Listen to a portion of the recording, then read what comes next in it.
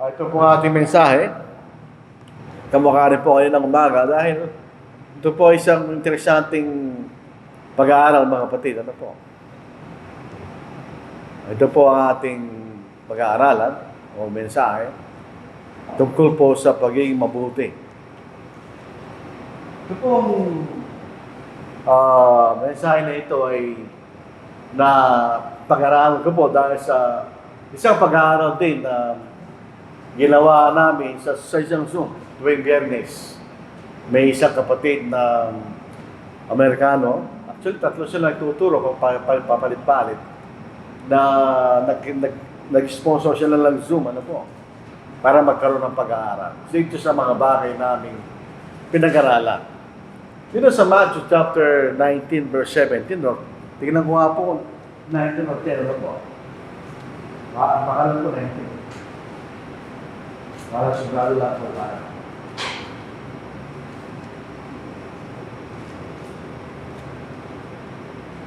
Oh, 17. Why do you call me good? Makikita natin yan sa isang bata na mayaman na pinuno, o rich young ruler. Tinanong niya ating Panginoon, anong kinakailangan kong gawin upang ako'y makapasok? Mabuting guro ka niya. Anong kinakailangan kong gawin upang makapasok sa karera ng Diyos? Ang sagot ng Panginoon, bakit mo tinatawag na mabuti? Isa lang ang mabuti kanyang Diyos. So he said to him, why do you call me good? No one is good but one, that is God. But if you want to enter into life, you keep the commandments. So kung gusto mo makapasok sa buhay na walang kanya, sumunod ka sa mga utos. Alam na po natin na kasaysayan na yan. Eventually, umalis yung mayaman na yun dahil hindi niya kaya gawin sinasabi ng Panginoon na ipabilin niya ang kanyang kayaman at pamahagi sa mga duka. Hindi niya kaya gawin. Pero ang emphasis po natin dito, tinawag niya mabuti ang Diyos. Sabi ng Panginoon, iisa lang ang mabuti ang Diyos. Makikita natin dito na ang pagiging mabuti ay kalikasan ng Diyos. It is the nature of God to be good. Mabuti siya, ibig sabihin. Yan ay kalikasan niya bilang Diyos. Pag sinabi natin Diyos, synonymous sa pagiging mabuti. Pag sinabi natin ng absolute good, yan ang Diyos. Hindi ito bagay nilalagay lang sa sarili niya, kundi yan talaga siya. Siya ay mabuti kanya. So pag tinitingnan natin ito, ang Diyos, ang kanyang kalikasan, siya ay mabuti. Siya lamang ang mabuti kanya. Wala nang iba. So ito po yung interesting pangungusap. Ang pagiging mabuti ay kalikasan ng Diyos. Makikita natin. Dito sa Romans chapter 5, ito tungkol po dun sa kamatayan ng Panginoon. Kung pagpapakita ng pagmamahal ng Panginoon sa atin. Meron din pong interesanting contrast. Noong unang pa, hindi ko napansin. Pero doon sa pag-aaral na yun, nakita namin yung isang bagay na hindi mo pinapansin. For when we were still without strength, in due time Christ died for the ungodly. For scarcely for a righteous man will one die. Yet, perhaps for a good man, someone would even dare to die. But God demonstrates His own love toward us in that while we're still sinners, Christ died for us. Ang isang bagay na sinabi ng kapatid, yung pagiging matwid kanya at pagiging mabuti. Dito sa pag-uusap na ito, makikita natin na pagiging mabuti ay mas mataas sa pagiging matwid. Walang masama sa pagiging matwid kasi yun ang pagsunod sa tama. Pero dito siya sinasabi, ang mabuting tao ang masikip sa isang matwid na tao. Kanya. Kung papansinin natin yung pang-uusap na ito. So ano yung pagkakaiba? Bakit ang mas mataas na level ang sinasabi o nilalagay na isang mabuting tao kaysa sa isang matwid na tao ng pagkakaiba? Ito ang gusto natin pag-aralan sa hapong ito na maging gabi na maya-maya. Dito sa Galatians chapter 5 verse 22. Ito yung bunga ng Espiritu, binasa natin kanina. But the fruit of the Spirit is love, joy, peace, long-suffering, kindness, goodness, faithfulness, gentleness, self-control. Against such there is no law. May isang bagay ang wala. Bakit wala yung pagiging matuwid? Diyan ba hindi bunga ng Espiritu? Ang makikita lang po natin ay mabuti kanya, pero wala yung matuwid. Hindi natin sinasabi na ang pagsunod sa tama ay mali. Hindi natin sinasabi gano'n. Kailangan natin gawin yun. Pero bakit wala yung matuwid? At ang mabuti lang ang totoo. Yung isa something na dapat natin bigyan pansin. Kaya nga sinasabi ko sa inyo, ang Biblia ay isang misteryosong libro sa ganitong paraan. Pag binabasa mo siya, meron kang naunawaan. Pag inulit mo siya, meron ka pa rin maunawaan na hindi mo napansin noong unang pagbasa mo. Kaya ang Biblia ay isang mayamang libro, aklat, na basahin. Sa ibang pag-aaral, yun na yun. Wala ka na may dadagdag. Pero sa Biblia, hindi. Palagi kami nauuhukay na kayamanan sa Biblia. So, ang pagiging matuwid, righteousness. Tama naman yun. Hinutusan tayo maging matuwid. Sa Romans 6 verse 13, and do not present your members as instruments of righteousness to sin, but present yourselves to God as being alive from the dead, and your members as instruments of righteousness to God. Kailangan natin gawin yun. So, ulitin natin, ang righteousness, masama yun. Pag if you are unrighteous, hindi tayo sumusunod sa tama, sumusunod tayo sa kasalanan. Masama yun. Pero makikita natin, ang naintindihan natin sa righteousness, ang tama naman, ay yung pagsunod sa batayan ng Diyos kung ano ang magtama. Yun ang righteousness. Being right with God. Tama naman yun. Pero bakit di sa buko ng Espiritu? So in other words, ano ang tunay na matuwid? Ito ba tumutungkol lamang sa pagsunod? Kasi yan ang pagiging matuwid. Tayo sumusunod sa tama, sa kalooban ng Diyos. Di ba? Yung tama na ba yung pagiging matuwid sa kahulugan lamang tayo sumusunod? O may higit pa doon? Kaya hindi nailagay doon sa bunga ng Espiritu ang katuwiran, ang pagiging matuwid.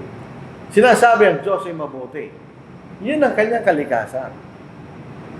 Yun ang puso ng Diyos. Mabuti. Walang karamihan. Walang kasalanan. Alam niya kung anong masama, sinasabi niya eh. Pero hindi niya kayang gawin. Imposible sa kanya na gawin niya yun. Dahil ang kanyang kalikasan ay siya mabuti. Yun po ang isang bagay na bilang tao, parang mahirap unawain. Dahil hindi tayo absolutely mabuti. Pero ang Diyos is absolutely na mabuti. Ang kayang gawin lamang ng Diyos, kung ano yung tama at mabuti, yun lang gagawin niya. Bakit? Yun ay galing sa kanya mabuting puso. On the opposite, ay ang diablo. Say may masamang puso. So, ano ang ginagawa ng diablo? Kasama. Dahil unlike sa Diyos, ang Diyos ay may mabuting puso, kaya tinatawag sa mabuti. Ang diablo ay masama. Tingnan natin. Ito po yung tatlong salin. But you are of your father, the devil, or diablo, and you want to do the desires of your father. He was a murderer from the beginning and does not stand in the truth because there is no truth in him. Wala ba sinasabing tama ang diablo? Pero pag ito'y naluhan ng hindi totoo, sinungalingan na yun. Katulad ni Abraham, o ni Abraham. Pag sabihin niya na si Sarah o si Sarai ay kapatid niya, totoo naman yun. Meron silang pareho kailang ama, hindi pareho kailang ina. So siya'y kapatid niya. Pero kalahating katotohanan lang yun, kasi kasawa rin niya si Sarah. Whenever he speaks a lie, he speaks from his own nature. For he's a liar and the father of lies. This is an English Standard Version. You are of your father, the devil, and your will is to do your father's desires. He was a murderer from the beginning and doesn't stand in the truth because there is no truth in him. When he lies, he speaks out of his own character. For he's a liar and the father of lies. Sa King James Version, ye are of your father the devil, and the lust of your father he will do. He was a murderer from the beginning and abode not in the truth, because there is no truth in him. Wala lang katotohanan sa kanya. When he speaketh a lie, he speaketh of his own. For he's a liar and the father of it. Kanya. So doon sa that's his nature. That's his character. Ganun siya. So bakit gumagawa siya ng masama? Dahil yun ang kanyang kalikasan. Naging ganun ang kalikasan ni Satanas. Nung sila langin ng Diyos, hindi siya masama. Pero sa patuloy na paggawa ng kasamaan at nilalabanan niya ang kalooban ng Diyos, naging kalikasan niya maging masama. Kaya walang nagagawang mabuti ang Satanas o si Diablo. Dahil ang pinanggagalingan niya ay isang masamang puso na makikita. Masamang kalikasan, masamang nature. Nung tayo po inabautismohan,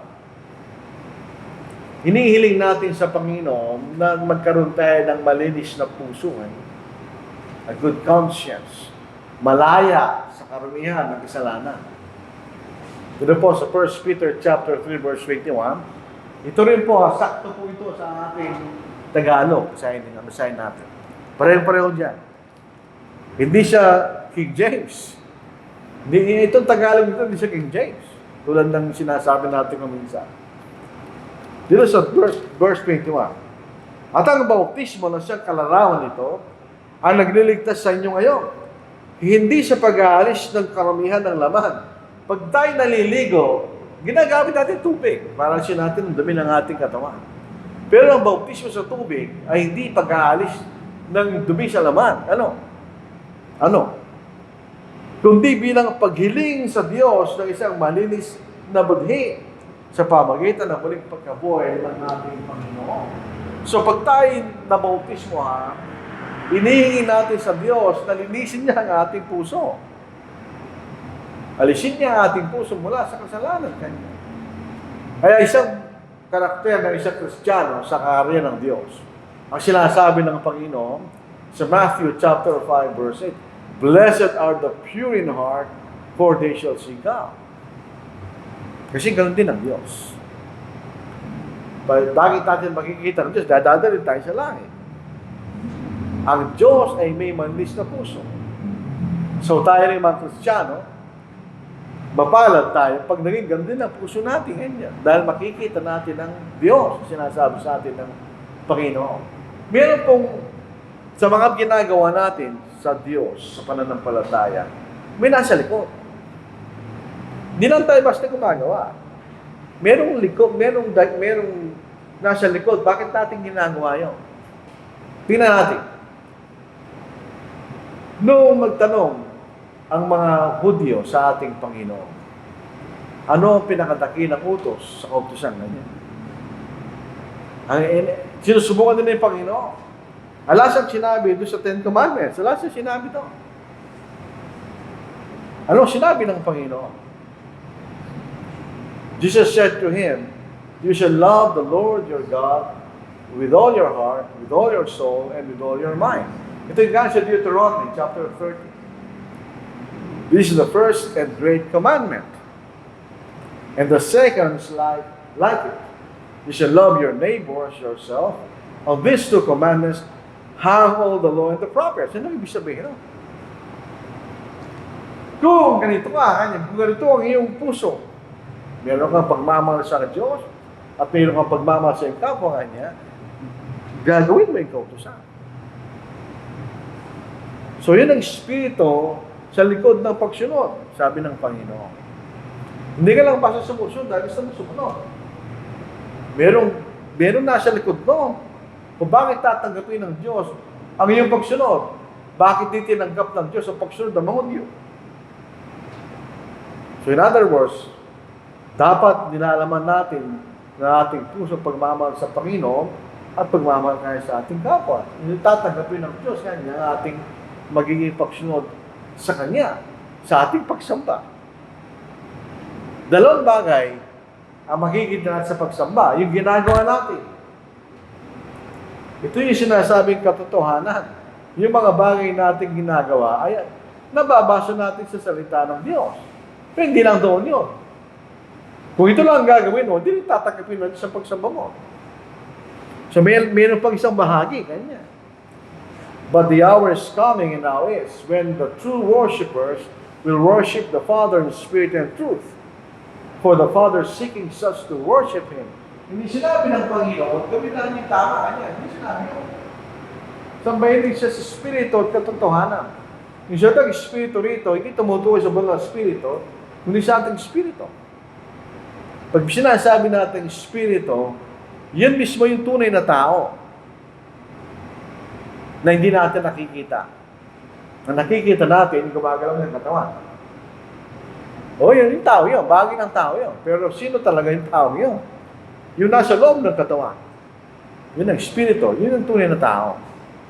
For God is Spirit, and those who worship Him must worship in spirit and truth.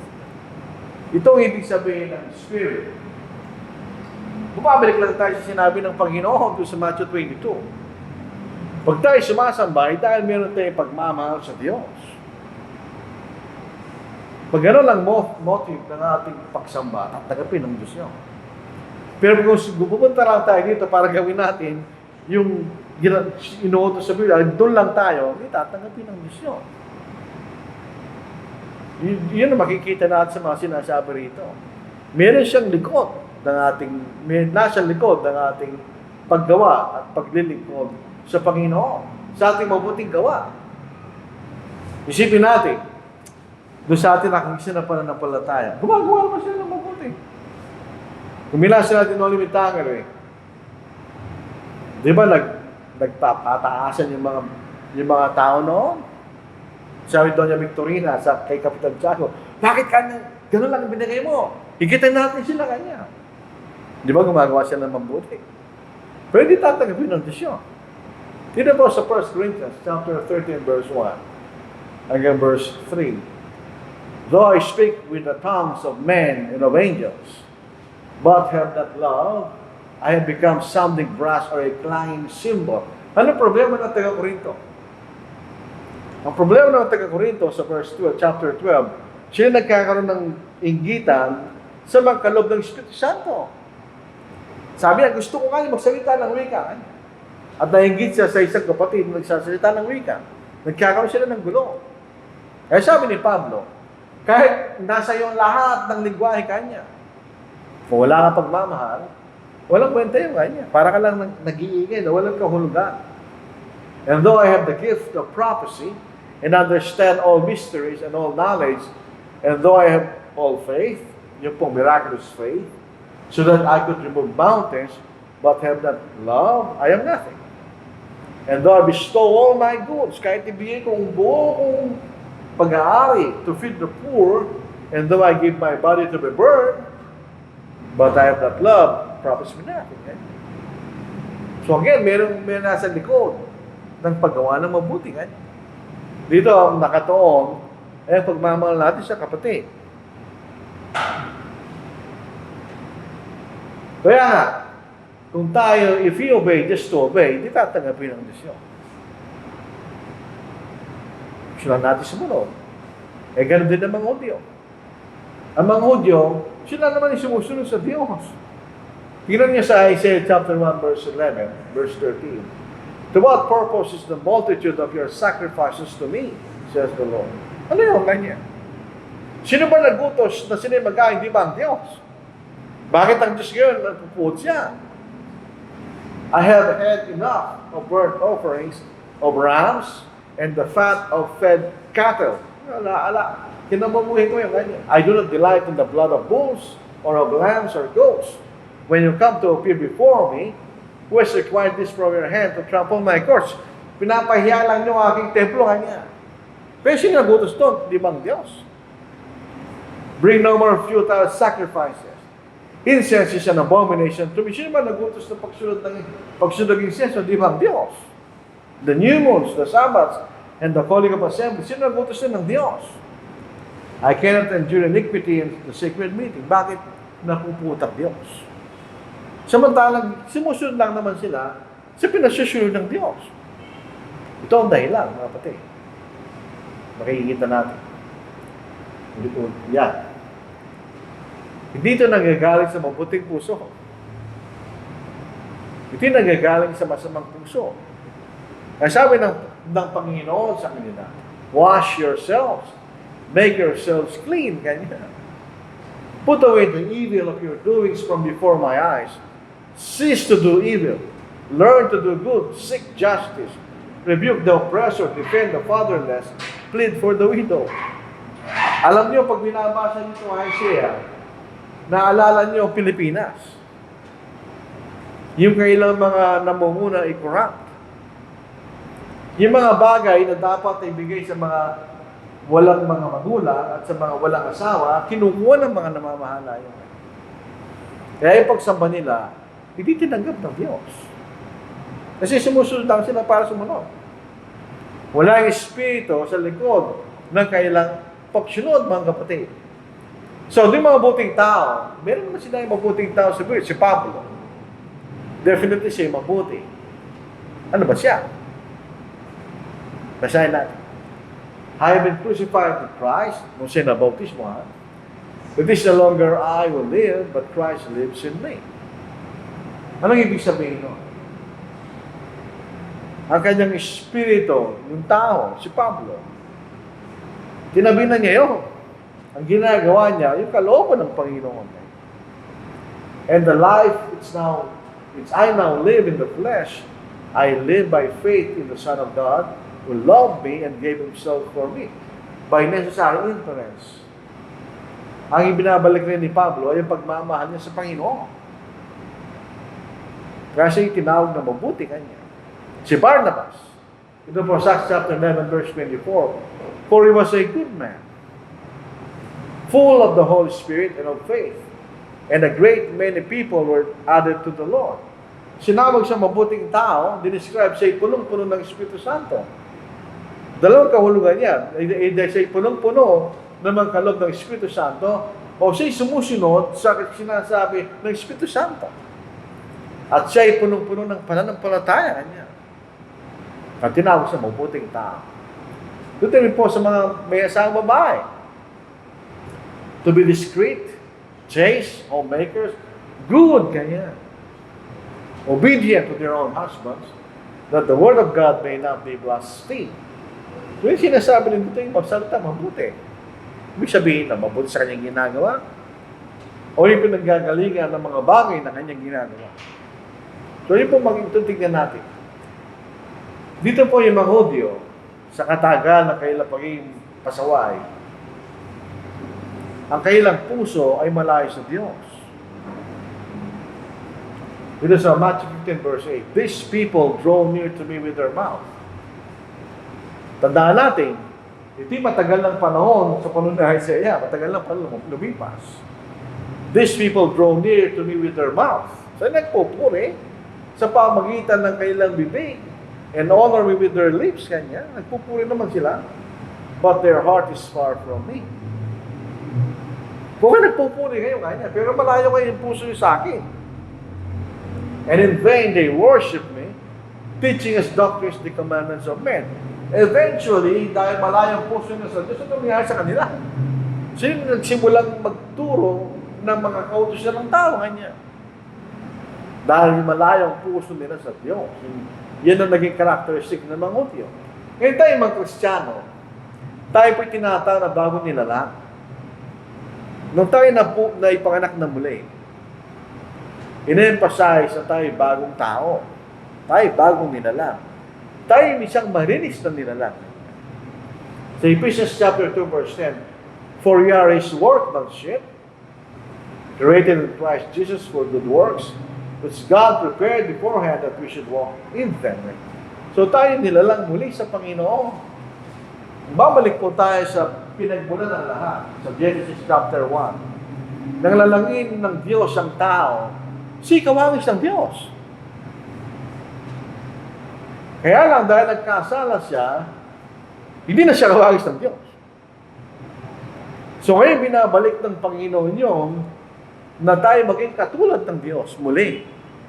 Di ba? Kaya tayo mga bagong nilalang, kanya sa ating Panginoon. Binabalik lang ng Panginoon yung sinira ni Satanas. Kung tayo sumunod sa Ebanghelyo, tayo nagiging bagong nilalang. Tayo na ipanganak na muli. Kaya po yung emphasis ng pagkapanak na muli. Kanya. Na tayo magkaroon ng malinis na puso katulad ng Diyos. Ito po sa Psalm 51 verse 10. Ito'y awit ni David. Pagkatapos siya magkasala ng pakikapit o pangalo niya kay Bathsheba at pinatay niya ang asawa ni Bathsheba. Anong sabi ni David? Para din na maulit yun, sabi niya. Create in me a clean heart, O God, and renew a steadfast spirit within me. Isang matibay na espiritu sa loob ko kanya. Isang malinis na puso, sabi niya. Ang hinihiling niya sa Diyos.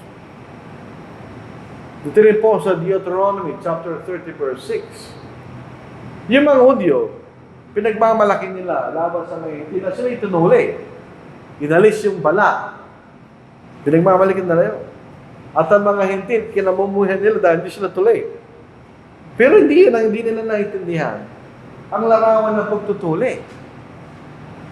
Dito po sa Deuteronomy chapter 30 verse 6. And the Lord your God will circumcise your heart.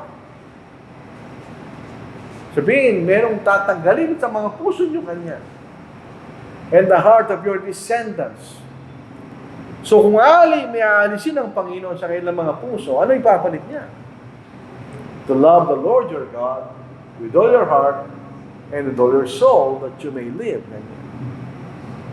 Dahil ang isang bagay na magiging dahilan para papatayin sila ng Diyos pag nagkasala sila. So para hindi kayo mamamatay kanya, ito gagawin nyo. Tulihin yung mga puso nyo kanya. Parang tulad din sinasabi ni David, laging bigyan mo ako ng Panginoon ng isang malinis na puso kanya. Doon po sa Romans chapter 2, diyan sabi ni Pablo, na hindi nila naiintindihan ang ibig sabihin ng pagtutuli. Ang audio kanya, hindi lamang siya pagtutuli sa laman, kundi pagtutuli ng kanyang puso kanya. Na emphasis ng audio, ito sa physical na pagtutuli. Hindi ito sa spiritual na significance ng pagtutuli. Natutuliin kailang mga puso. Ang lahat ng mga bagay na isibigay sa atin ng Panginoon sa kanya sa liberal na salita. At bakit pinasusunod niya sa atin ang mga bagay na yan? Eh, para maging katulad natin siya. Sa ibang salito ay God-likeness. Ang Diyos ay banal. So, tayo rin magiging banal katulad ng Diyos. Ang ibig sabihin ng salitang banal, we are separate from sin, katulad ng Diyos. Bakit ang Diyos ay hindi maaaring magkasama? Dahil ang Diyos ay mabuti kanya. So, ibig sabihin, kung magiging katulad natin ng Diyos, yun din ang ating magiging kalikasan kanya. Tayo mabuti, katulad ng Diyos. Di ba? Lahat ng mga bagay na ginagawa natin, ito'y galing sa ating mga puso. Kaya sabi sa Proverbs chapter 4 verse 23, keep your heart with all diligence. Ibig sabihin, bantayan mo ang puso mo ganyan. Hindi yung pusong pisikal. Kasi siyempre, babantayin natin pa hindi tayo mamatay. For out of it spring the issues of life. Doon ang gagaling lahat ng mga bagay sa buhay ganyan. In other words, kung anong klaseng puso mo, yun din ang magiging buhay mo ganyan. Yun ang sabi rito ng Pablo. Sa 2 Peter chapter 1 verse 2. Ngayon, titignan natin kung ano ibig sabihin ng tunay na katwiran. Ang tunay na katwiran o pagsunod sa kalooban ng Diyos ay dahil tayo mabuti. Hindi ka napipilitan o pinupwersa, yun ay galing sa puso mo. Kanya. Mabuting puso. Kung ikay may mabuting puso, ay susunod sa Diyos. Dito sa 2 Peter chapter 1 verse 2, verse 4. Grace and peace be multiplied to you in the knowledge of God and of Jesus our Lord. As His divine power is given to us all things that pertain to life and godliness, to the knowledge of Him who called us by glory and virtue, by which have been given to us exceedingly great and precious promises, that through this, sino yung this? Yung binigay ng Diyos sa atin. Through this, you may be partakers of the divine nature. Tayo maging kabahagi sa kalikasan ng Diyos. So, maging katulad natin ng Diyos. Katulad ng paglalala niya nung una. Dahil natakasan na natin ang karamihan ng sanglibutan sa pamagitan ng masamang pita niya. So, ito yung sinasabi kung bakit ang Diyos ay di nagkakasala, hindi gawa ng walang sapagkat siya mabuti kanya. So, dinalagay ng Diyos sa atin ang kaisupan. Kung maging katulad niyo o kanya, kinakailangan kayo maging mabuti. Ang puso niyo kanya ay maging mabuti. Para ang ating pagsunod ay tunay na pagsunod. Ito yung nanggagaling sa isang mabuting puso kanya. Dito sa illustration na ito, maraming application. Pwede natin apply ito sa aral. Ang isang punong kahoy na mabuti ay hindi magbibigay ng masamang aral kanya. Pero ito rin pa makikita natin sa ating kalagayan bilang tao. Even so, every good tree bears good fruit, but a bad tree bears bad fruit. Totoo yun. Kung ang isang mangkay maasim din ang bunga niya. Kung meron matamis, maasim pa rin. Pero ang banggay matamis, halos lahat ng bunga matamis. Kung merong maasim, matamis pa rin siya. Dahil na saan sa nanggaling? Sa punong kahoy, kanya. Even so, every good tree bears good fruit, but a bad tree bears bad fruit. A good tree cannot bear bad fruit, nor can a bad tree bear good fruit, kanya. Every tree that does not bear good fruit is cut down and thrown into the fire. Therefore, by their fruits you will know. So ano ang ginagawa nila? Ano yung tinuturo nila? Makikilala niyo sila. So itong sinasabi ng pag-aaral natin. Kung anong ating ginagawa, makikilala tayo. Kung anong klaseng puso, may taglay tayo. Oh, absolutely, hindi tayo sakdal na mabuti katulad ng Diyos. Hindi naman tayo ginawang Diyos ng Diyos. Pero maging katulad natin siya kanya. Yun ang sinasabi sa atin, tayo maging mabuti. So, pag sumusunod tayo sa kauso ng Diyos, just for the sake of obeying, or just a sense of responsibility, hindi tunay na katwiran yun. Ang tunay na katwiran ay galing sa puso na may pagnanasang gawin kung ano mabuti kanya. At kung tayo masasanay sa ganung paraan, magiging ganun ang ating kalikasan. Katulad ng isang taong nasasanay gumawa ng masama, magiging masama siya. Di ba? Kung kayo nang lalasing, palaging uminom ng alak, eventually, dating araw, kalikasan mo na yung umiinom. Kung kayo sinungaling, palaging nagsisinungaling, eventually, kalikasan mo na nagsisinungaling. Pag nagsisinungaling ka, dahil ganun ka. So, yun ang sinasabing, kaya nga po marahil, doon sa Galatians chapter 5, hindi binanggit yung katwiran. Binanggit yung kaputihan. Dahil kung meron tayong kaputihan, automatic yung katwiran. Gagawin mo kung anong nararapat mong gawin, ay sinasabi ng Diyos. Dahil ito yung nangyagaling sa isang pusong mabuti. Ganyan. So, ano sinasabi po natin? Na sinasabi ng Banal na Sulatan? Yun ang ating pagsikapan habang tayo nasa lupa. Dahil, pinag-aandahan natin ang pagpunta natin sa langit. At ang mga kasama ng Diyos na gusto niya makasama ay katulad niya. Kaya wala tayong matatagpuan pag binasa natin kalat ng Apocalypse. Wala tayong matatagpuan ng marumit, masama sa loob ng langit, sabi sa Apocalypse. Hindi sila maaaring manatili doon. Kundi mga mabuting katulad lang ng ating Panginoon. So, ang mabuting tao, sino yun? Yun yung tao na nilalagay niya sa sarili niya ang kalikasan ng Diyos na mabuti kanya. So, nagiging ganun ka. Siyempre, kung anong iniisip mo, kung anong ginagawa, magiging ganun ka. Pero anong pinagagalingan mo? Galing sa iyong puso. Yan, siyempre. Ang mabuting tao, pag sumusunod sa yan, nature niya. Kaya hindi ka na pinipilit. Yun ang nature mo. Kasi yan ang naging ganun ka dahil sa kasanayan at sa mga bagay natin natututunan, ginagawa, ina-apply natin. At ang Diyos, gusto niya maging katulad natin siya. Na maging mabuti na katulad niya. Kaya andito po tayo. Ang lupa na buhay natin ngayon, ito yung para bagang pagsasanay natin na maging katulad natin ng Diyos. Para pagdating ng araw at darating ang Panginoon, sino kukunin niya? Yung mga katulad niya, siyempre. So, magiging katulad natin ang Diyos. So, yun ang nakikita natin mga kapatid na dapat natin, lahat tayo, wala namang exemplary sa atin. Nagsusumikap tayo lahat.